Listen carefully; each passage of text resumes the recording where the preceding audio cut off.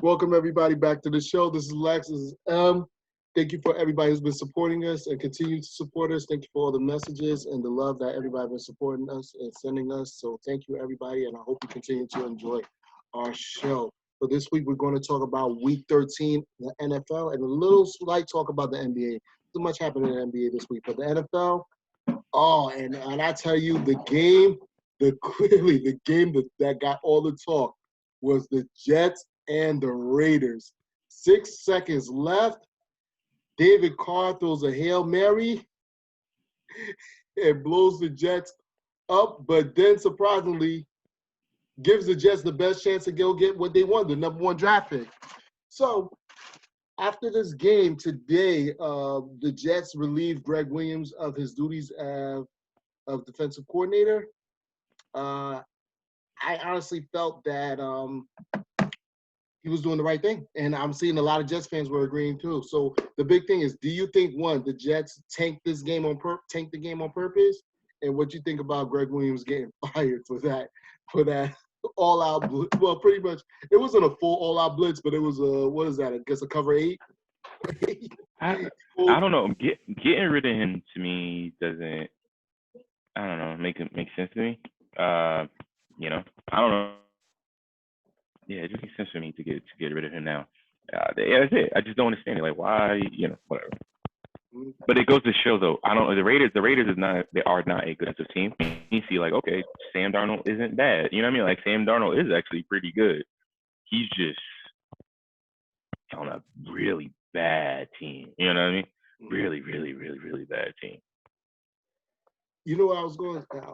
I told a friend of mine about the game. Was that I felt that there was a recent review that Trevor Lawrence was upset about. He didn't want to come to the Jets because they were so bad. Who would want to go to the Jets? But I think the Jets were trying to prove that, hey, we're not that bad, really. But we're just trying to still make sure that you don't go to the Jaguars. We're still trying to make sure you don't go to Jacksonville. I mean, that's not that much. Jacksonville isn't that much better. Wait a second. Actually, honestly, if I was to look on paper, I kind of think the Jets are a little better than Jacksonville. If the Jets were to play Jacksonville, I think the Jets will have a better chance of winning that game. But to me, the thing is that Jacksonville is always a quarterback away. Jets are everything away. So, like, no, seriously, not even being funny. They're short receivers, running game. The only thing the Jets are decent is their defense. The Jacksonville drafts defensively well. Mm-hmm. They traded a lot of good players away, so it felt they're obviously in rebuild mode. But getting back to this Jets team, initially I thought Greg Williams was doing this kind of like I'm gonna be a company man.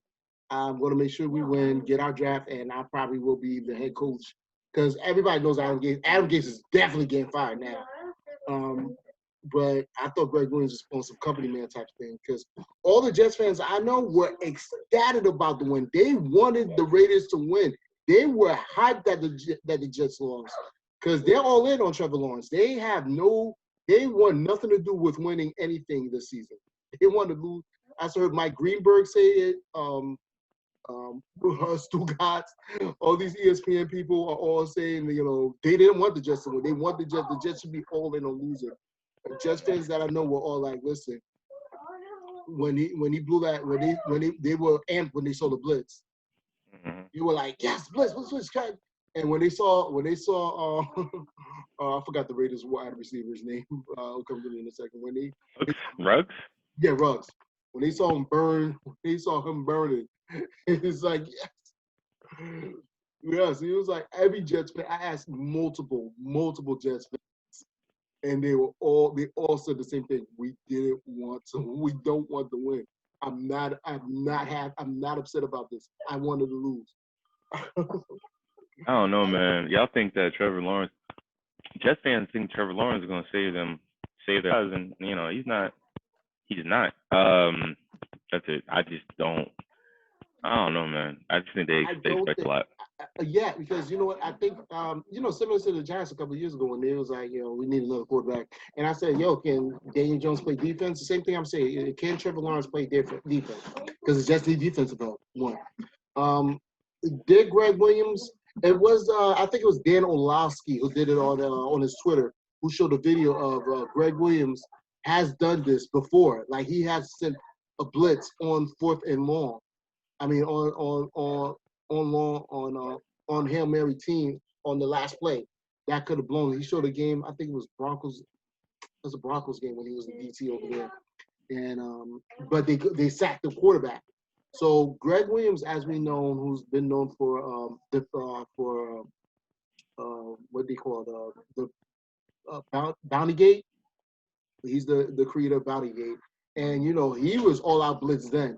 He was just about the blitz life. He's a defensive man, and defensive players love sacks. So he's going to make teams be scared, and he's not going to play around. So did I think he may have thrown the game? No, I think this is really what he wants. He wanted a blitz. He wanted to go the game out on a sack.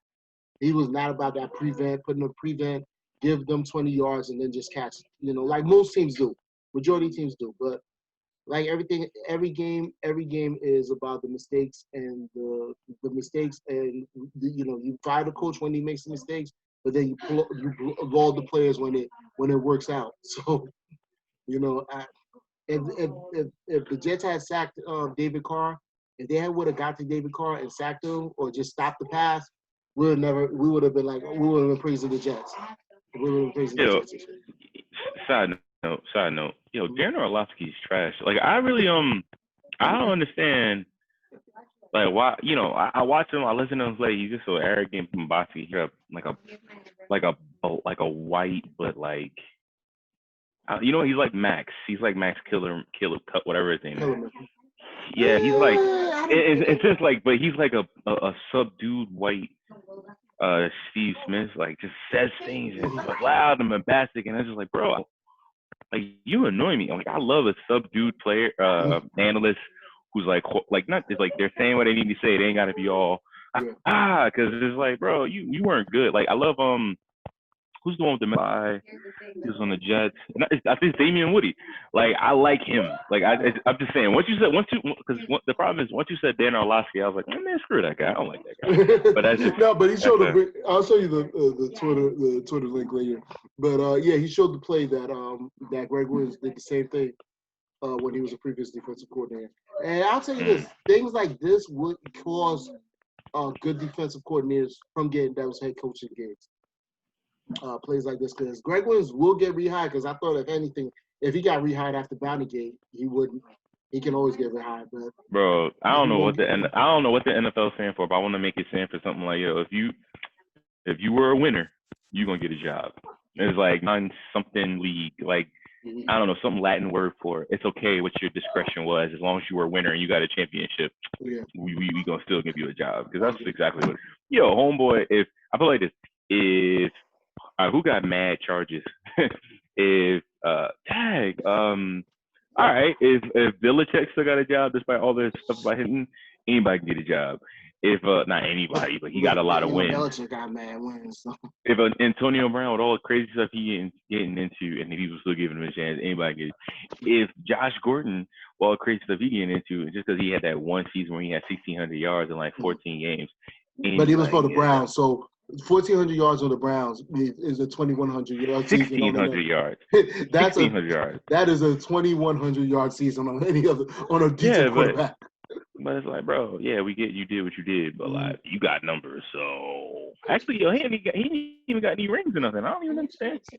So anyway, I don't understand why they love him so much, but whatever. Let me get to the next one. but I'll just say Jets fans start looking, make sure y'all get your Trevor Lawrence jerseys ready. Chiefs and Broncos. This came down to pretty much close to the final play, but Denver had finally got their quarterbacks back, and surprisingly blew this opportunity. They could have won this. They should have won this game. They really held Kansas City down. They were holding defensively. They were holding Kansas City down for most of this game. Yeah, I was The last, surprised. yeah, the last play. Well, it was actually pretty much back-to-back interceptions. They called one back on Lod, and then he throws it. Then he threw the game away on another interception at the end of the game. So Denver blew a good solid opportunity to go on. Pardon me, to go on a high note, at least have some type of good resume win for the year. Kansas Mhm. City still is now still holds themselves down in the AFC West. But do you think so? Do you think this could be like a what you call it uh, a confidence win, like a confidence loss? What they call those losses? I don't know. A loss that is doesn't like you're not too bad. Oh, no, I don't know what you mean, but I know what you mean. I don't know what the phrase is, but like Mhm, you get close. Yeah, I mean, if you lose to this team, but you realize that you can keep up with them, mhm, because like, yo, we can keep up with people. We just gotta like tighten certain things. We gotta like, it's like people say things like being out coached. Like sometimes you can't help if somebody's faster, but you get better. But I realized, we could if we prepare tighter, or we put forth a little bit of effort, because they're all super athletes. Like, if we prepare a little bit better, we could win more games. And I think that's going to show them like, yo, we're not some trash team. We're an actual legit football team, and like, we can do this better forever. And I think that's a nice feeling. I would think. I don't know. So I was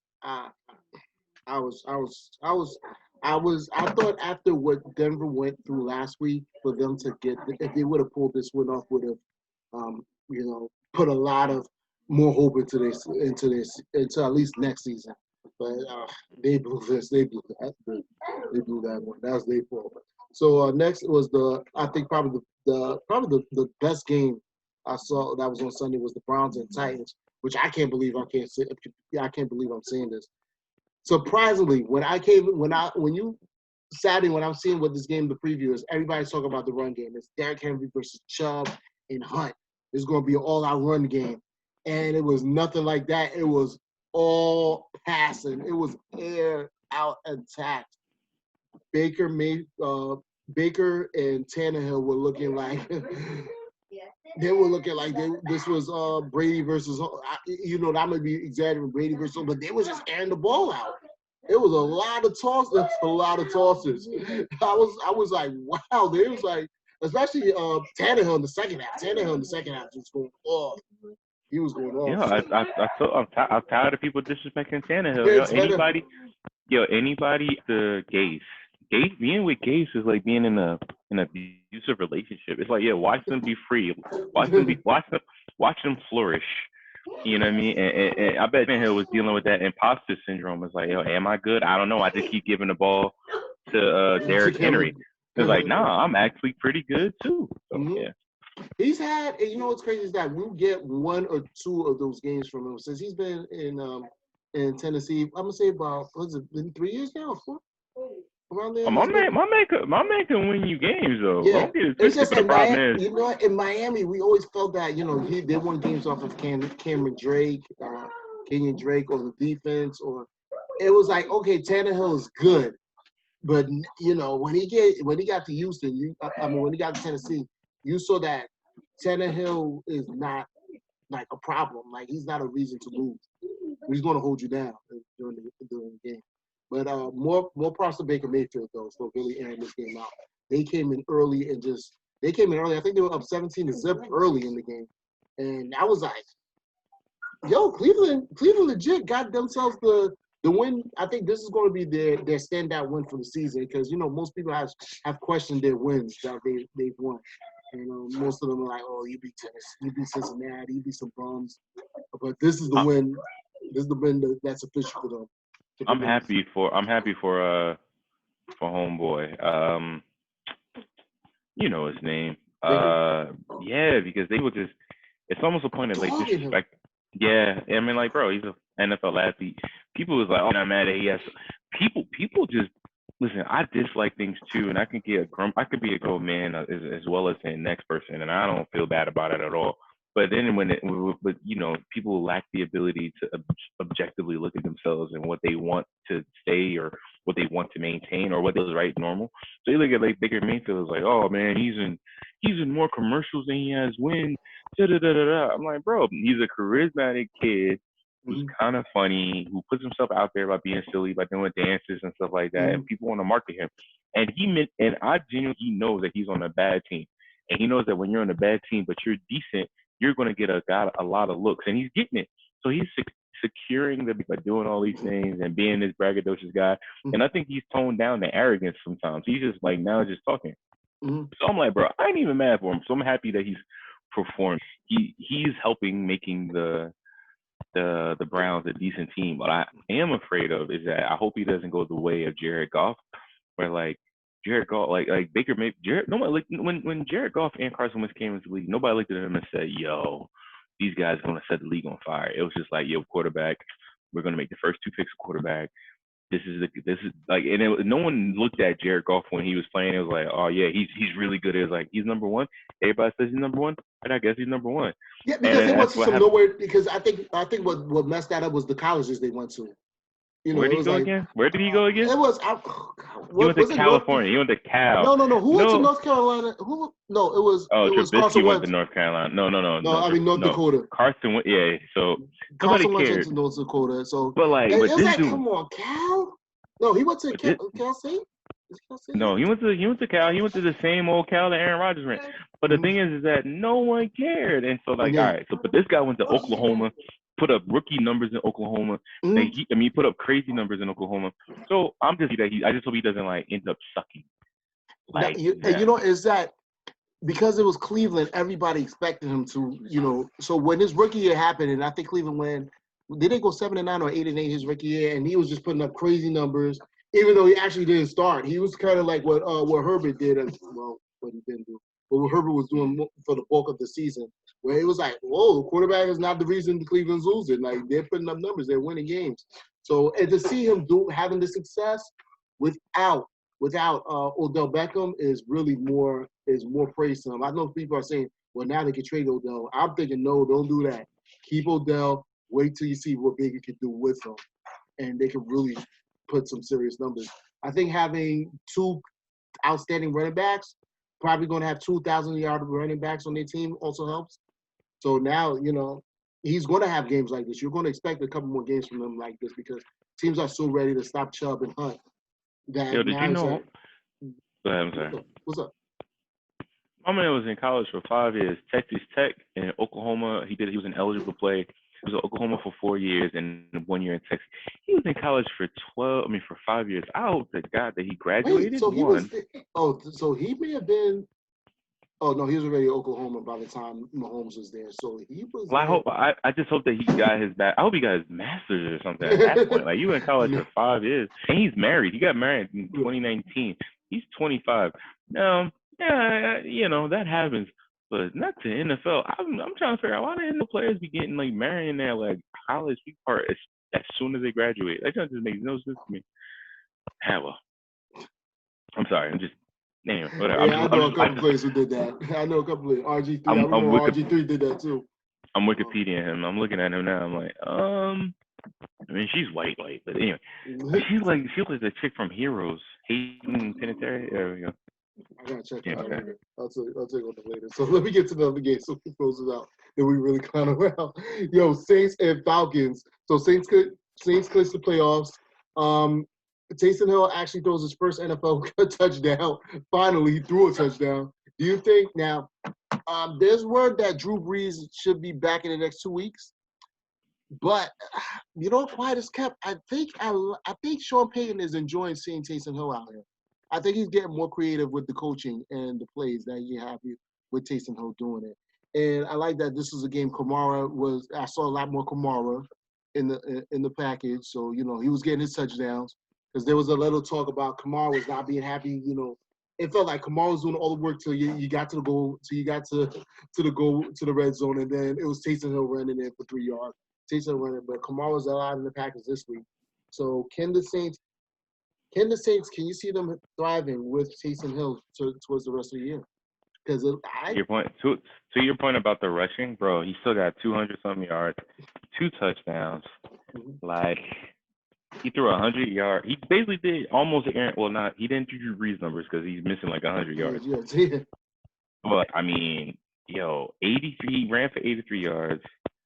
Through so he's responsible for 800. I'm sorry, 315 yards of offense, 2 touchdowns.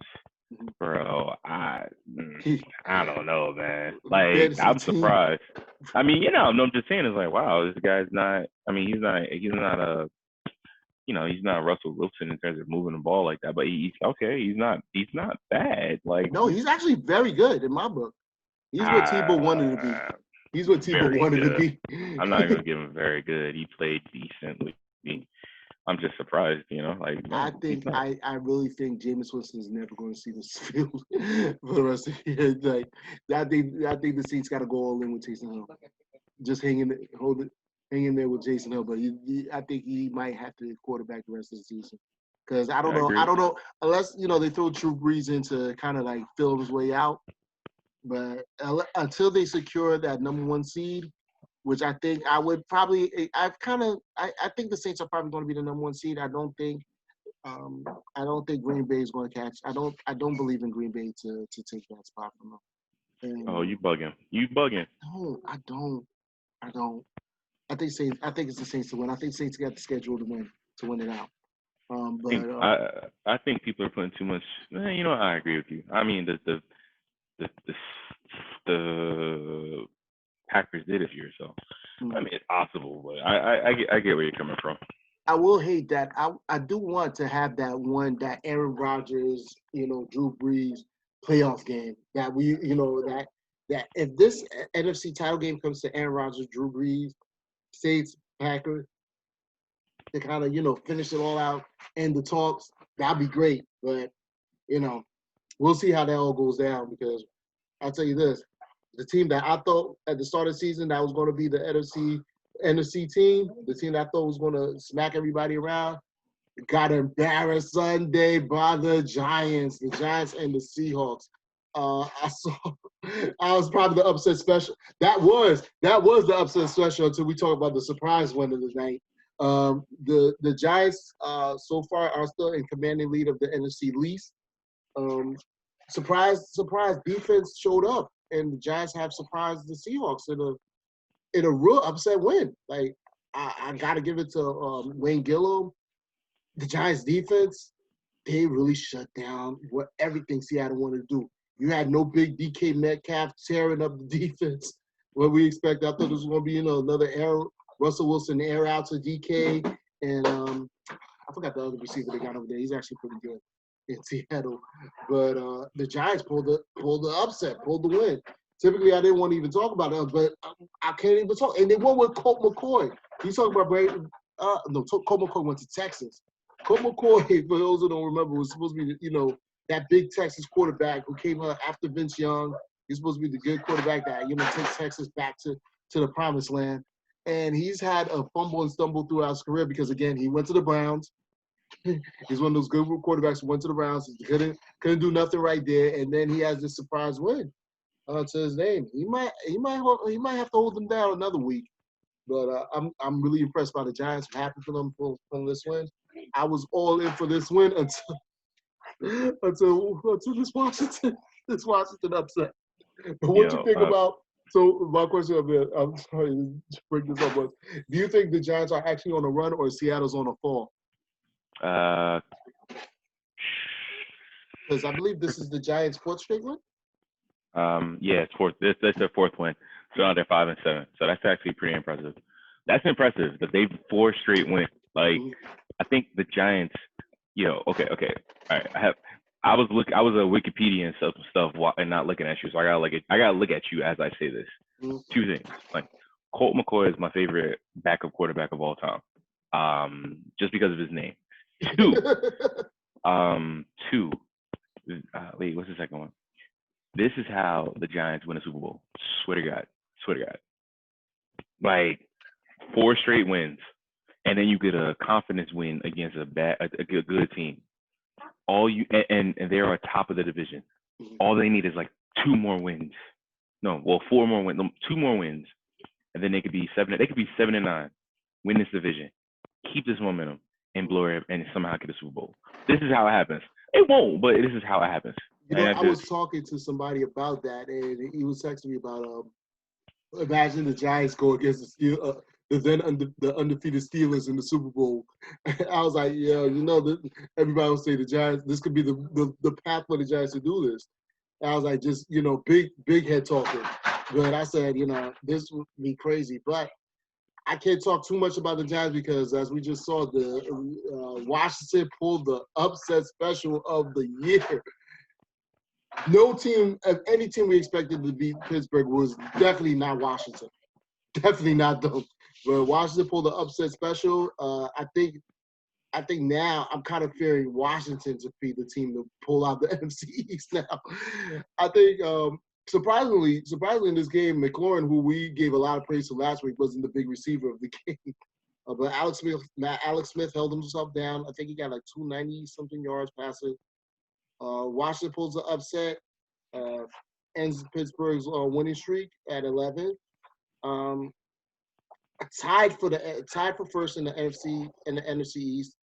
Let's see, and they really didn't win it on much. Like, I can't really scream what is defense at best.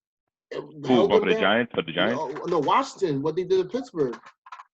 What they did. Yeah, I think. Well, all right. First and foremost, the defense is underrated, very underrated. Yes, very underrated, and at the same time too. Well, you have a number one and some decent players.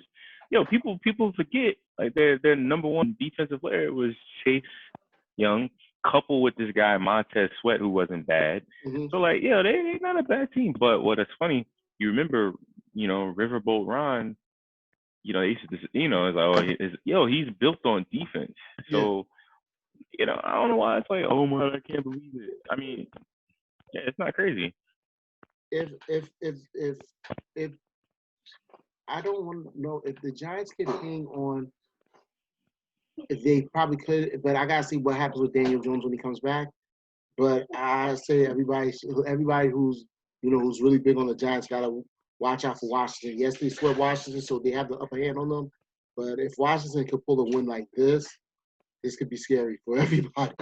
This could be it. Washington could be the team that just takes a lot of teams out, and pull this. Because I remember the year, I think it was Andy Gibbs last year when he was coaching them, and he brought them to the playoffs. Like, he pulled them out of nowhere and just started running with them. So. Who'd have thought, man? Everybody was disrespecting. They're 3. They won 3 in a row. Mm-hmm. The Giants have won 4 in a row. Can't disrespect the team no more. And these were the 2 worst teams in the division for a minute. Like, they were, they was like, well, the NFC East is the laughing stock of the league, and the teams that were laughed at the most was at the start of the year the Giants and Washington. And now, now New York now the Giants and Washington has pulled up, and they pretty much have the control of the league because I don't see Cowboys or Eagles. The Eagles are pretty much done. I think the Eagles are done. The Cowboys are one more loss from pretty much being out of it. I mean, not officially because they pretty much. I think the NFC East you got to win. You lose about 10 to really be out of playoff contention. But I think the Cowboys are pretty much one more loss and they're pretty much out of it. They're gonna be out. They're gonna be the next team out of the playoff contention. So. I gotta give it. I could not believe Washington pulled this one off. I did not expect. I thought I was like, I was waiting for our mutual Pittsburgh fan. I don't want to. I'm not going to call her this week about it, but she'll probably hang up right on me. But I was expecting, another one of everybody complaining about Pittsburgh. Oh, they're just beating bum teams. But this could be, and also I will say this: this could be the loss that takes the pressure off. Because sometimes, winning so many games, you need that loss to kind of say, okay, we don't have to worry about going undefeated. Now we can just pay straight through. So I think, obviously, some mix up in the scheduling for Pittsburgh did mess them up. They didn't mess them up last week, but having the game from Wednesday to now to today, that they had probably I believe the short. Well, yeah, they had the shortest week of planning, so that could have cost them this, but. I say Pittsburgh. Pittsburgh now, I believe, are now tied for first in the AFC. So I say this could give the team a chance to breathe, relax, and just cruise through the rest of the season and not worry about now they can take that off their plate. But congrats to Washington for pulling this off, man. And again, like we say, all praises to Alex Smith for hanging in there. 296 yards, no interceptions, and a touchdown. Hanging in there, man. So I gotta give it to him on that. Now, going to the NBA. Oh, I forgot the surprise good game was the Bears and Detroit. All out game. Everything you wanted to a lot of scoring, a lot of touchdowns, a lot of air attack. Detroit finally pulls through after firing their coach, firing their general manager, and sending the Bears down another spiral. If anything going down, I think this is the Bears, what, 6 straight loss, something like that, or 7 straight? They've been on a tear. They've been on a fall path, disrespectfully falling down. I hope the Bears sign either Sam Darnold or I'm about to take my video off real quick. I'm sorry. I hope the Bears sign either Sam Darnold or Cam Newton, one or the other. Just because, there's any quarterbacks available. They're quarterback. They're another one of those quarterback away teams. Yeah, them two. That one. That team is like. And they thought Nick Foles was going to be that quarterback. Well, no, they don't have a good running game. So let's be real. Bears don't have a good Singleton has his game. He's had his games. And to me, the thing about Singleton, I think he's better on as a wideout. He's more of a pass catcher than a ball carrier. You throw him out on the routes, he'll get some yards out there. Oh, Singletary. No, it's Montgomery. Singletary is on the Bills, and Singletary is trash. Montgomery's had some games. Montgomery still is trash. They've had good running backs. They just keep not doing anything with them. Tariq Cohen is hurt. Why teams just give up on Jordan Howard after he does 1,000 yards? It's like, let's get rid of him. I don't understand. He's like their bunt. I don't understand. It's like, he did 1,000 yards, but he won't. Anyway, yeah, they need a quarterback. It's crazy how Howard goes through what Frank Gore's going through now. Like he's becoming like a pass around good running back. So it makes no sense. Like that don't make no sense from my opinion. But congrats to Detroit for pulling that one out because I know they needed that after what happened last week. And it's a good time.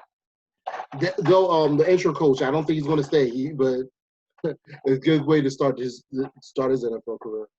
So getting to the NFL talk. So big talk came out of Houston that Harden did not want to show up to the meet his new teammates and coaches.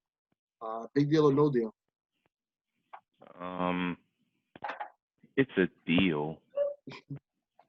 I don't know. I mean, he probably doesn't have to come.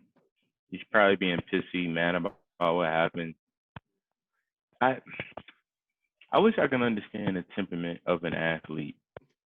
And I'm like, all right, bro. I mean, I guess I understand talking about it because it's cool. I appreciate the sport, but I wish, I'm guaranteed to get paid. I could not go to work a day, not telling I can still get paid. I'm still gonna get a job.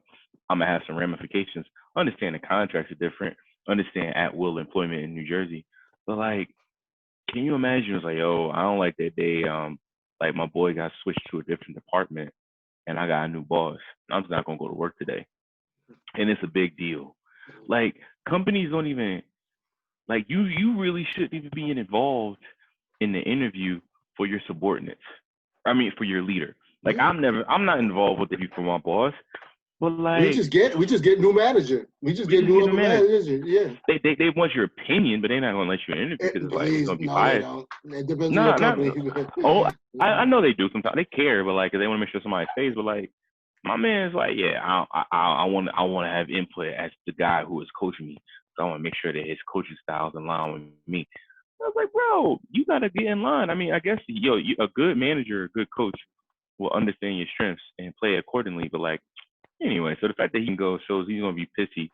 The $45 million man is look, y'all gotta make me happy while I'm gonna go.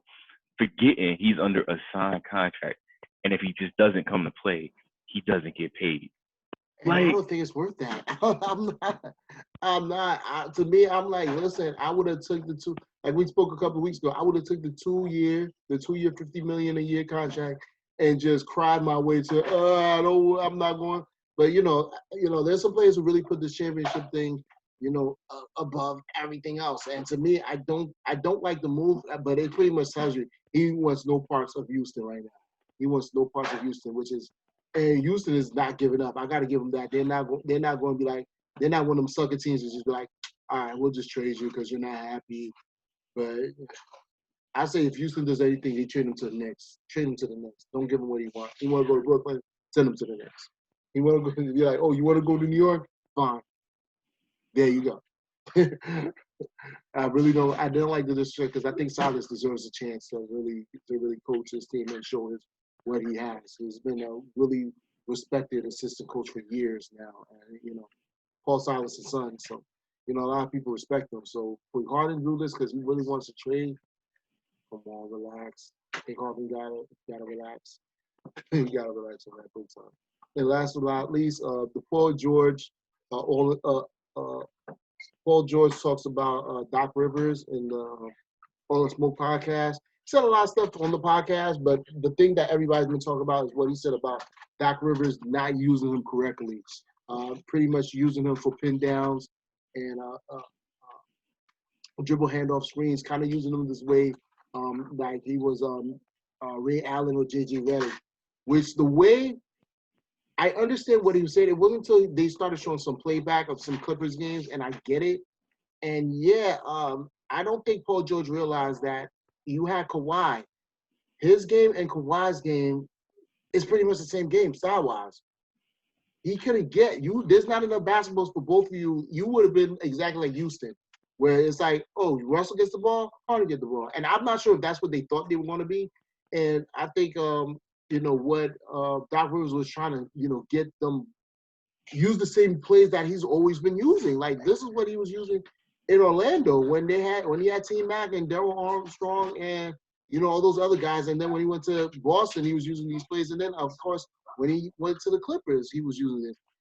You're the small forward, the small shooting guard goes to pin downs and airs out to the corners. And it's not his fault that your corner shots hit the side of the backboard again. It's like, come on, man. You better come to terms with this, man. I don't know if NBA players are coming to.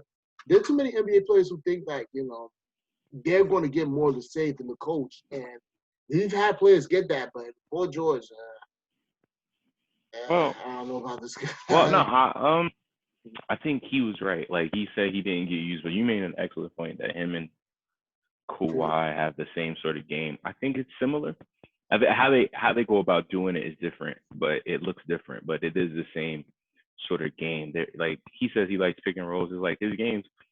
Most of the plays been on ISOs and pick and pops, but like he seems like he needs space to operate with occasional pick and roll. So you're absolutely right. There's not enough of the ball to go around for that same sort of player.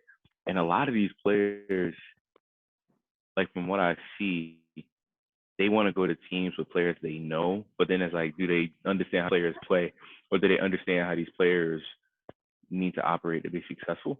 So when I see that, you're right. I think how I play ball, I don't want to play ball with another person who plays like me, because then I'm not going to be successful because I'm in his way. Yeah.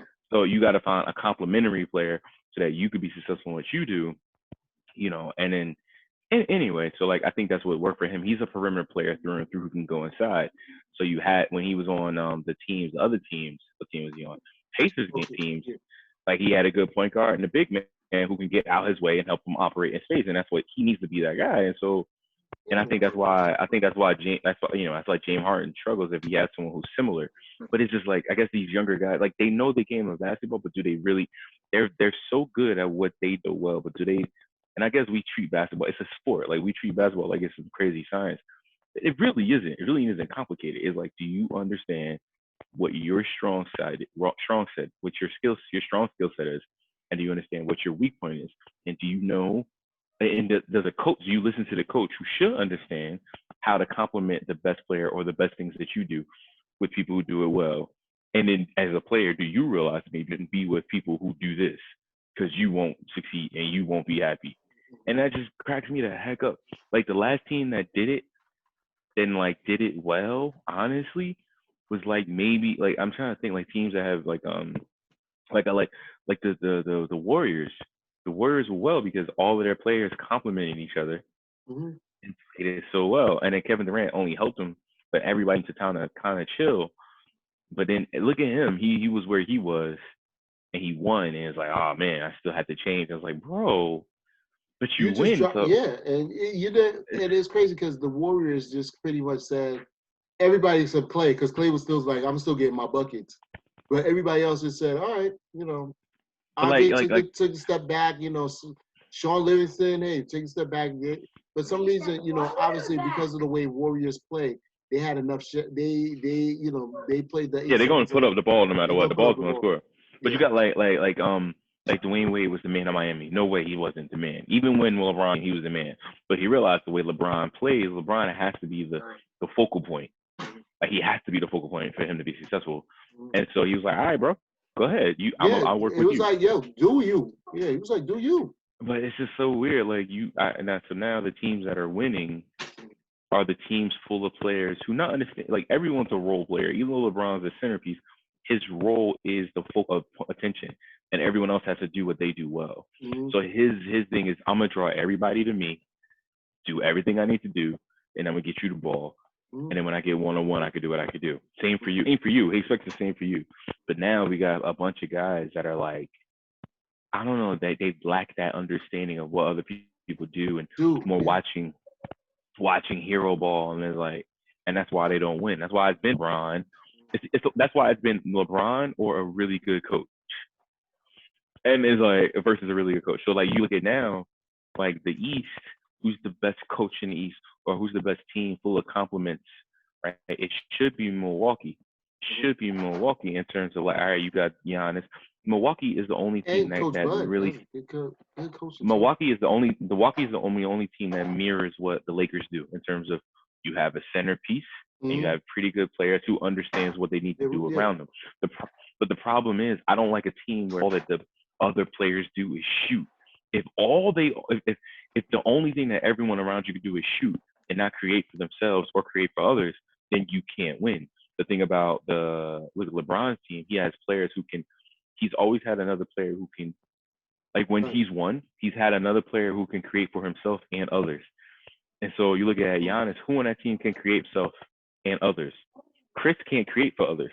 Middleton can't create for others. Yeah, that's true. So Drew Holiday can create for others. Now, yeah. So that's a really good pickup. But bro, and it's kind of strange because Brogdon was going to be that player. And I think people realize that now they should not got rid of him. He's not dynamic enough. He's not like, oh man, a name. Where you gotta admit, there's a little bit of AAU. I need the name. He doesn't have the name. So but he had the game. Like, he had the game for it. Doesn't matter. They don't want the name, and so they want the name because the name says, "Look what we signed for you. Look what we got." Bledsoe, yeah, and so no, Drew Holiday. Look who we got. We got this guy. We're putting up this money. What you know? So you look at James Harden. James Harden will never win. If you do, I'll be surprised, but I don't think you will unless he's like on the back end in his career, the Clyde Drexler of his career, as Carmelo's kind of doing. Mm-hmm. And I'm happy that Carmelo's doing it, right? Like Carmelo he was the centerpiece, but he can't create for others. Your centerpiece needs to be able to create for others with others who can create for others. That's why I low-key really, really love Dallas, and I would love if Portland figured it out because neither of them can create for others. In terms of the Portland, those two, they only can create for themselves, and they don't have anybody else who can create for others. Now you got Carmelo, another guy who create for themselves. So you just got 60 points right there. But then when they're not hot, who's the other people? So they don't. We'll they see just what Portland picked up with Covington and Covington just play defense. Covington he's a good outside shooter. He's 3 and D. He's all he is 3 and D. So it's not really helpful. We'll see because they say they're going to put Melo starting off the bench. I like Jones Jr. I was always a fan of him, but I think his high flying game is not starting material. I don't see those athletes like that you would have been superstars in the '90s. Now to be that just gambler, just come up there and fly through the rim and just dunk it, kind of like what was homeboy's name who's played for Houston? He kind of looked like Juvenile. George, what's his name? Who? Terrence George. Terrence George.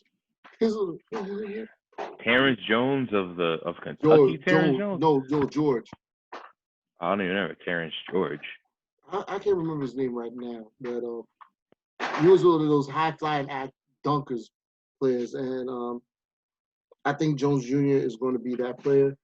No, that's him. I can't find this guy. Don't put any put hope on that team. Yeah, that roster. Yeah, that roster has nobody who can create for anybody else, just for themselves. Yeah. I love Dame. Never see. Can you see Dame being a Tennessee player?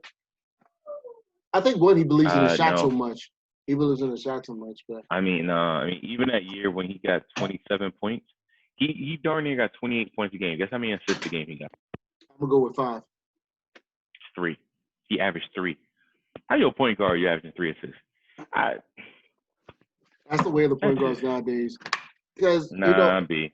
I will tell you this: what happened was, I blame it. I gotta give it to, and I put blame and praise to Gilbert Arenas for that style. Because Gilbert Arenas showed that point guards could be a real big, bulk scorer and take advantage of disadvantage. The biggest disadvantage was having a point guard on the big man. Iverson was scoring on other guards. Gilbert Arenas was switching with Ian Thomas and Brandon Haywood and just taking centers on over and over and over again. I get what you now. So you're kind of right, but see, he never averaged lower than 5. He only averaged 3 his first season, and then 3 his last season in Orlando. Last 2 seasons. But he was no matter what, he was like his career average is 5. Yeah. So his career average of points is 20, which is a lot for a point guard, but 5.5 assists. So yeah, I don't like this. Like, yo, bro, you can't create. That's not like, yo, my number one player. Because you have the ball so much, you should be able to create for other people. And if you don't, you trash. But whatever. Anyway, okay. Whatever. All right, y'all. Everybody, thank you for the show. Again, all our social medias will be at the bottom. Thank you for being it out with us. All social medias and merchandise is in the bottom. Thank you for the support, and we'll catch you on the next one. Peace.